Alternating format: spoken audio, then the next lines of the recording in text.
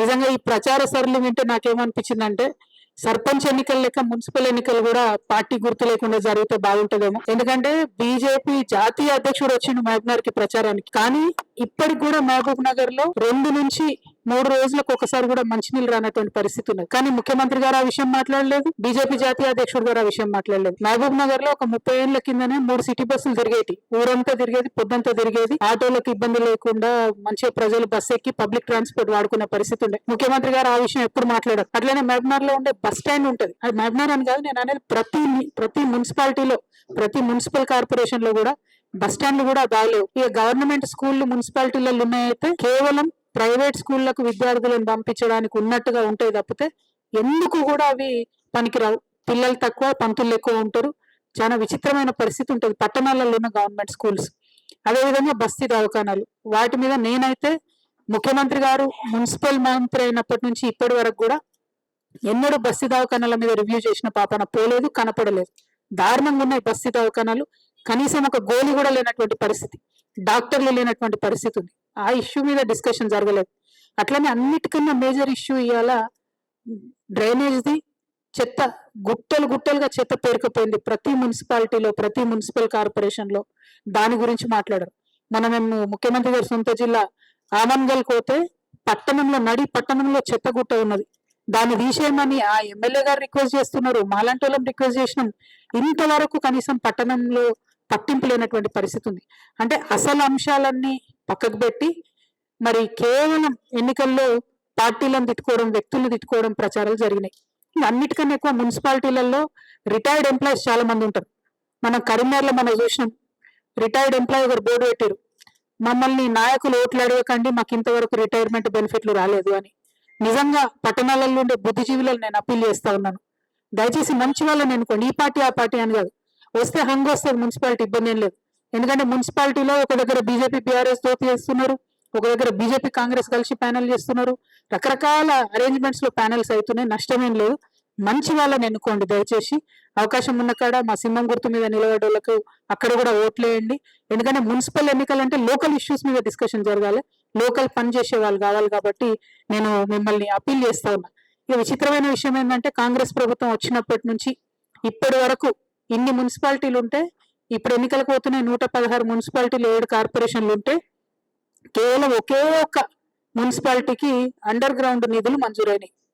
Guess చేయండి ఏ municipality అయి ఉంటుంది అది? ముఖ్యమంత్రి గారికి గుంటనక్క గారికి ఉన్న సంబంధంతో కేవలం సిద్దిపేటకు మాత్రం అండర్ గ్రౌండ్ డ్రైనేజ్ మంజూరైంది. అంటే ఏందన్నట్టు ఇది? కాంగ్రెస్ ప్రభుత్వం ఉన్నా వారికే పనులు అవుతాయి, బీఆర్ఎస్ ప్రభుత్వం ఉన్నా వారికే పనులు అవుతాయి. చాలా వెరైటీగా ఉంది. ఇది నేను ప్రజలకు తెలవాలని చెప్తా ఉన్నా. సరే, సిద్దిపేటలో ఎన్నికలు లేలే కానీ మంజూరు మాత్రం ఒకటే చోట అయింది. దీని సంగతి ఏందో, దీని ఆంతర్యం ఏందో మరి ముఖ్యమంత్రి గారే మనకు చెప్పాలి. ఇది పక్కన పెడితే మరి బడ్జెట్ సమావేశాలు రాబోతా ఉన్నాయి ఫిబ్రవరి 26వ తారీఖు నుండి. ఈ బడ్జెట్ ఎందుకు ఇంపార్టెంట్ అంటే ఈ ఒక్క బడ్జెటే కాంగ్రెస్ ప్రభుత్వం ఇచ్చినటువంటి వాగ్దానాలను నిలుపుకునే అవకాశం ఉన్నటువంటి బడ్జెట్. ఒక గుణాత్మకమైనటువంటి మార్పు తెలంగాణ సమాజంలో తీసుకురావడానికి అవకాశం ఉన్నటువంటి బడ్జెట్. నెక్స్ట్ బడ్జెట్కి వచ్చేసరికి ఎన్నికల ప్రెజర్ ఉంటుంది, ఎన్నికల ఒత్తిడి ఉంటుంది. ఒకవేళ 2028 డిసెంబర్లో ఎన్నికలు ఉన్నా, 2029 మేలో ఎన్నికలు ఉన్నా తప్పకుండా ఒత్తిడి ప్రభుత్వం మీద ఉంటుంది. ఎలక్షన్ ఇయర్ బడ్జెట్ లాగా ఉంటుంది నెక్స్ట్ ఇయర్. కాబట్టి ఈ బడ్జెట్ లో నేను కొన్ని డిమాండ్స్ చేయదలుచుకున్నాను గౌరవ ముఖ్యమంత్రి గారిని. ఎందుకంటే పోయిన సంవత్సరం వాళ్ళు పెట్టినటువంటి బడ్జెట్ చూస్తే మొత్తం ట్యాక్స్ రెవెన్యూ ఏదైతే ఉందో అది మన తెలంగాణ భూములు అమ్మడం ద్వారా 7,000 కోట్ల రూపాయలు సంపాదించుకున్నారు. సంపద సృష్టించడంలో మాత్రం అసలే దృష్టి పెడతలేరు. దానివల్ల ఏమైతుందంటే రెవెన్యూ డెఫిసిట్ ఏదైతే ఉంటుందో అది బీభత్సంగా పెరుగుతుంది. -9,000 కోట్లకు వెళ్ళిపోయింది ఇప్పటి వరకు, డిసెంబర్ వరకు. ఇది అఫీషియల్ గా ప్రభుత్వం ఇచ్చినటువంటి డాక్యుమెంట్. ఇందులో నా యొక్క కల్పన ఏమీ లేదు, వాస్తవిక విషయాలు నేను చెప్తా ఉన్నా. అంటే ఒక పక్క సంపద సృష్టించకుండా ఇంకొక పక్క ఆల్రెడీ మనకున్నటువంటి ఆస్తులు నమ్ముకుంటా ఉన్నారు. సరే, అట్లా చేసింది అనుకుందాం, మరి కనీసం ఆ డిస్బర్స్మెంట్, ఆ డబ్బు అనేటటువంటిది పేదవాళ్ళకు పోవాలి, వెల్ఫేర్ కోసం పోవాలి, కొన్ని మంచి అంశాల మీద క్యాపిటల్ ఎక్స్పెండిచర్ కింద పోవాలి. అది కూడా జరగడం లేదు. ఏదైతే వీళ్ళు పేదవాళ్లకు వెల్ఫేర్ కి, పెన్షన్ కి పోయిన బడ్జెట్ లో 1,21,000 కోట్లు పెడతామని చెప్పిండ్రో దాంట్లో డిసెంబర్ వరకు కేవలం 55,000 కోట్లు మాత్రమే ఖర్చు చేయడం జరిగింది. అందుకే మనకు రావాల్సిన పెన్షన్లు వస్తలేవు, అందుకే మనకు రావాల్సిన నిధులు వస్తలేవు, అందుకే జరగాల్సినటువంటి అభివృద్ధి పనులు కానీ వెల్ఫేర్ పనులు కానీ జరగడం లేదు. అది కాకుండా ఏంటి, అప్పులు, బీభత్సంగా అప్పులు తీసుకొస్తా ఉన్నారు. ఇంకో పక్క చాలా పెద్ద ఎత్తున, అంటే వాళ్ళ అంచనాలకు మించి 122% అప్పులు తీసుకురావడం జరిగింది. ఇవన్నీ ఒకటైతే కాంట్రాక్టర్లకు మాత్రం ఏదైతే అంచనాలు పెట్టుకున్నారో 36,000 కోట్లు పే చేయాలని, దాన్ని మించి 42,000 కోట్ల పైచిలకు కాంట్రాక్టర్లకు పే చేశారు. అంటే సంక్షేమ పథకాలకేమో తక్కువ పే చేస్తున్నారు, వాళ్ళ కమిషన్లు వచ్చేదానికి మాత్రం ఎక్కువ పే చేస్తూ ఉన్నారు.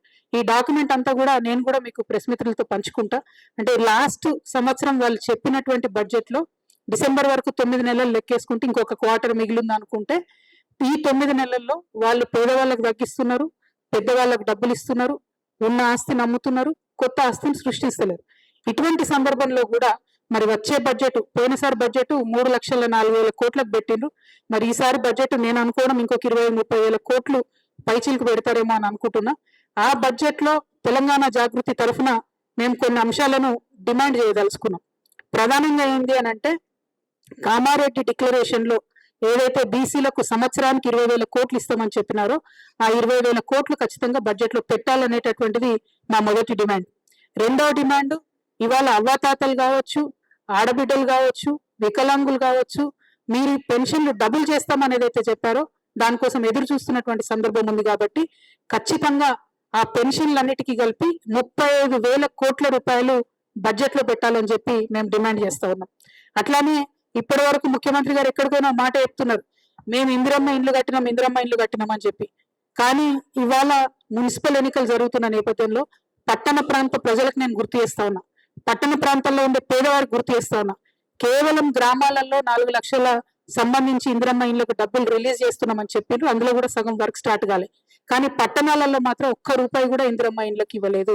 సో నేను డిమాండ్ చేస్తా ఉన్నా, మీరు 26వ తారీఖు తర్వాత పెట్టే బడ్జెట్ లో మీరు పేదవాళ్ళకి ఏదైతే ఇండ్లు 22 లక్షల ఇండ్లు కడతామని ఒక లక్ష్యం పెట్టుకున్నారో అది పూర్తి కావాలంటే ఈ సంవత్సరం 8 లక్షల ఇండ్లకు 25,000 కోట్ల రూపాయలు ఖచ్చితంగా బడ్జెట్ లో పెట్టాలని తెలంగాణ జాగృతి తరఫున డిమాండ్ చేస్తా ఉన్నాం.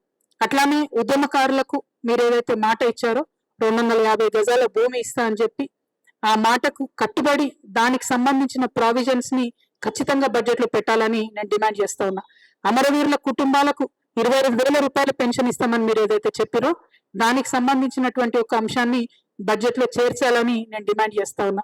ఆటో డ్రైవర్లకు 12,000 రూపాయలు ఏదైతే నెలకి ఇస్తామన్నారో దానికి సంబంధించిన అంశాన్ని బడ్జెట్ లో పెట్టాలని నేను డిమాండ్ చేస్తున్నా. అట్లనే కళాకారులు, తెలంగాణ వ్యాప్తంగా ప్రతి గ్రామంలో కళాకారులు ఉన్నారు. మరి ఆ కళాకారులకు ఒక మంచి ప్రావిజన్ ఉంది.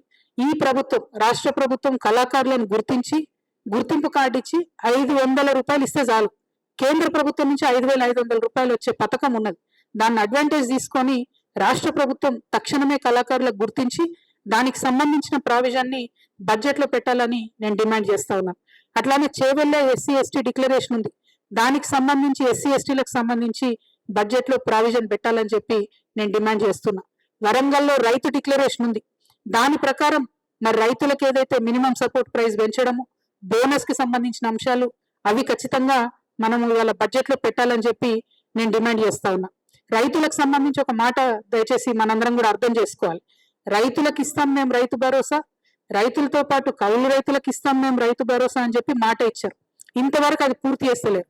రైతులకు కౌలు రైతులకు కలిపి పెట్టాలంటే 25,000 కోట్ల రూపాయలు సపరేట్ హెడ్ కింద పెట్టాలనేది నేను డిమాండ్ చేస్తా ఉన్నా.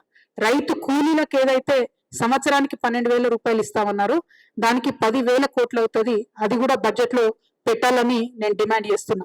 అన్నిటికన్నా మించి ఏంటంటే అలా ఆల్రెడీ ఫిబ్రవరి యాసంగికి సంబంధించి ఇంతవరకు రైతు భరోసా రాలేదు. తక్షణమే రైతు భరోసా నిధులు విడుదల చేయాలని నేను ప్రభుత్వాన్ని డిమాండ్ చేస్తున్నా. మరి ఈ సందర్భంగా ఒక మాట ప్రజలందరూ గుర్తు చేయాలి. నిన్న మొన్న రేవంత్ రెడ్డి గారు చాలా దగ్గర సభలలో ఒక మాట చెప్పారు, మేము రైతు రుణమాఫీ 100% చేసినామని చెప్పారు. చేయలే. మీరేం చేసిండ్రు? మొదలు మీ అంతటా మీరే ప్రభుత్వం నుంచి 44,000 కోట్లు అయితే రైతు రుణమాఫీ అవుతుందని చెప్పారు. కానీ చేసింది ఎంత? 21,000 కోట్ల రూపాయలు. కానీ క్యాబినెట్ డెసిషన్ చేసింది ఎంత? 28,000 crores. అంటే 28,000 కోట్లు రైతు రుణమాఫీ చేయాలని క్యాబినెట్ చెప్తే మీరు చేసింది 21 కోట్లు. పైగా ముఖ్యమంత్రి గారు ఏమాత్రం మొహమాటం లేకుండా నేను 100% రుణమాఫీ చేసిన అంటారు. నేను ముఖ్యమంత్రి గారికి ఛాలెంజ్ విసురుతా ఉన్నా, మీ మహబూబ్ నగర్ పోదామా, మా నిజామాబాద్ వస్తారా, లేకపోతే హైదరాబాద్ లో సెక్రటేరియట్ కి మమ్మల్ని రమ్మంటారా? జాగృతి వల్ల వస్తాం, రుణమాఫీ కానీ రైతులందరినీ తీసుకొని వస్తాం. ఖచ్చితంగా మీరు 50% మంది రైతులకు రుణమాఫీ చేయలేదు. ప్రతి జిల్లాలో ప్రతి చోట ఎక్కడికి పోయినా రైతులు బాధపడతా ఉన్నారు. నిజంగా మీకు చిత్తశుద్ధి ఉంటే ఆ ఏదైతే మిగతా 50% మందికి రుణమాఫీ కాలేదో ఈ బడ్జెట్ లో పెట్టి రుణమాఫీ చేయండి. ఎగ్గొట్టకండి దయచేసి రైతులకు. రైతన్నలు ఇబ్బందిలో ఉన్నారు. ఇప్పటికే మీరు యూరియా కూడా వేయలేని పరిస్థితులలో, మేనేజ్ చేయలేని పరిస్థితుల్లో రైతులు ఇబ్బంది పెడుతున్నారు. ఇది కరెక్ట్ కాదు. ముఖ్యమంత్రి గారు నిజాలు చెప్పండి ఇప్పటికన్నా అని చెప్పి మేము వారికి హెచ్చరిక చేస్తా ఉన్నాం. అదేవిధంగా విద్యార్థులకు సంబంధించి ఫీ రియంబర్స్మెంట్ 11,000 కోట్లు బకాయిలు ఉన్నాయి. నేను పదే పదే చెప్తూ వచ్చిన, ఈ ఫీ రియంబర్స్మెంట్ డబ్బులు ఇవ్వకపోతే అందరికన్నా ఎక్కువ బాధపడేది మా ఆడబిడ్డలు. ఆడపిల్లలు చదువు అనిపించి ఇంట్లో కూర్చోబెడతారు. కాబట్టి రిక్వెస్ట్ చేస్తా ఉన్నాం, మేము రాష్ట్ర ప్రభుత్వాన్ని డిమాండ్ చేస్తా ఉన్నాం, 11,000 కోట్లు వన్ టైం మీరు ఫీ రియంబర్స్మెంట్ ఇవ్వండి. ఇచ్చి తర్వాత మంత్లీ ఇస్తారా, క్వార్టర్లీ ఇస్తారా, ఒక క్యాలెండర్ ఇవ్వండి, కానీ ఇవ్వండి. ఇబ్బంది అవుతుంది విద్యార్థులకు. చిన్న విద్యా సంస్థలు మూతపడిపోతున్న పరిస్థితి ఉంది కాబట్టి 11,000 కోట్లు ఫీ రియంబర్స్మెంట్ ఇవ్వాలని చెప్పి నేను డిమాండ్ చేస్తా ఉన్నా. ఈ ఆర్టీసీ కార్మికులకు సంబంధించి నిన్న మళ్ళా ముఖ్యమంత్రి గారు అబద్ధం చెప్పారు, 50,000 మంది కార్మికులు ఉన్నారని చెప్పారు.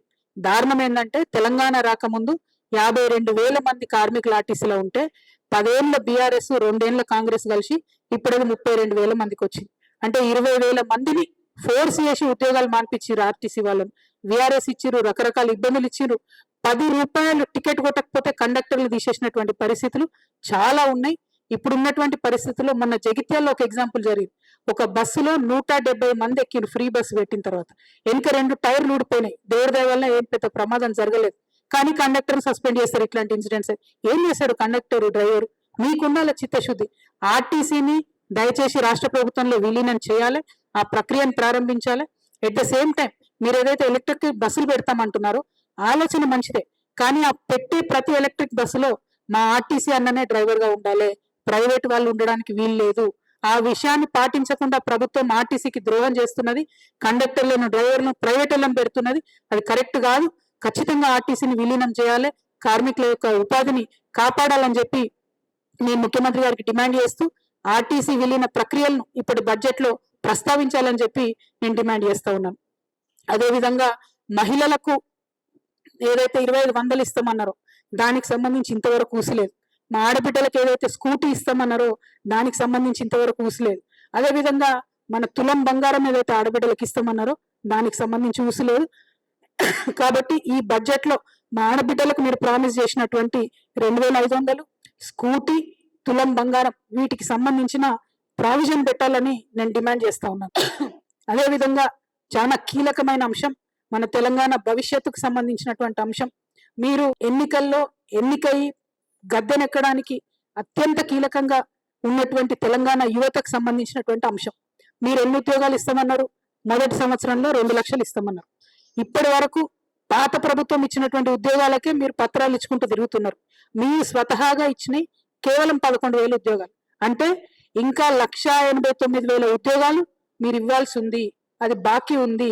ఈ బడ్జెట్ లో నేను డిమాండ్ చేస్తా ఉన్నాను, 1,89,000 ఉద్యోగాలకు సంబంధించి వాళ్ళని తీసుకుంటే ఎన్ని జీతాలు ఇవ్వాల్సి వస్తాయో ఆ అమౌంట్ ని మీరు ఈ బడ్జెట్ లో పెట్టండి. మీ యొక్క చిత్తశుద్ధిని నిరూపించుకోండి.